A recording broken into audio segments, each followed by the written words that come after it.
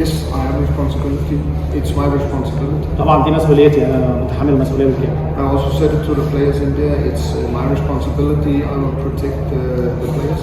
وانا قلت للعيبه جوه ايوه دي مسؤوليتي وانا متحملها بالكامل وبحمي اللعيبه.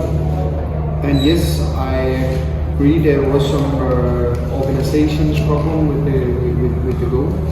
ومتفق معاك ان هو فعلا كان في عدم تنظيم في الجزء الدفاعي في الاهداف اللي احنا استقبلناها. And yes, that's a cause of offensive player not doing their job, and at the end that's my responsibility. وده برضه سبب ان المهاجمين اللي هم او اللعيبه اللي بتلعب في الجزء الهجومي ما بيأدوش الواجب الدفاعي، وبرضه دي مسؤوليتي. And regarding the young players, بخصوص اللعيبه الشباب we already had one very interesting young player answer. He's not here anymore. كان عندنا حمزه عبد الكريم لاعب مبشر جدا جدا ولكنه لم يعد موجود الان. The other players that for me in the time that I worked with the academy player were more there. We had a good winger, we had two good fullbacks, but a really top striker was not present for the moment in the academy.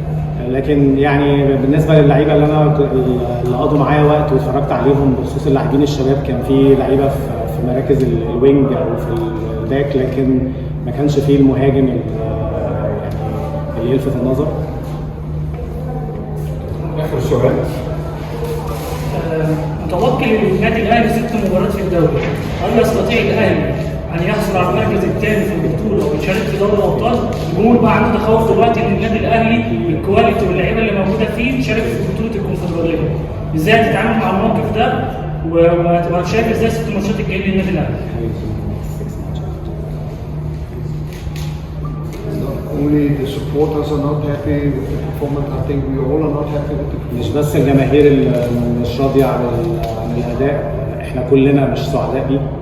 And like I said before, we were aware of this importance of this game to put ourselves in the best possible position with the upcoming 6 games. زي ما قلت قبل كده احنا كنا عارفين ان احنا الماتش ده كان مهم جدا بالنسبه لنا، ان هو يحطنا في موضع كويس جدا قبل ال6 ماتشات الجايين. And of course, coming into this very important period with a loss is not the best in terms of confidence. واكيد يعني لما ندخل ال6 ماتشات دول واحنا جايين من خساره، ده مش افضل شيء خالص بيمنحنا الثقه في اللي جاي. But like I said to the players, we cannot blame anybody. We cannot blame the pitch. We cannot blame whatever. We can only look into the mirror and say, what can we do more? بس زي ما قلت للعيبه ما اقدرش احط اللوم على اي عامل خارجي. احنا محتاجين نبص في المرايه، كل واحد يبص في مرايته ويعترف بالتقصير اللي عنده ويعترف ان التقصير كان من عندنا احنا. So the most important is now as quick as possible to get back on the right track, and hopefully that will start in the next Champions League. المهم بالنسبه لنا دلوقتي ان احنا نرجع مره اخرى، دي اهم حاجه، ان احنا نرجع مره اخرى للطريق الصحيح، وده اللي احنا محتاجين نعمله عشان الماتشين اللي جايين في بطوله افريقيا.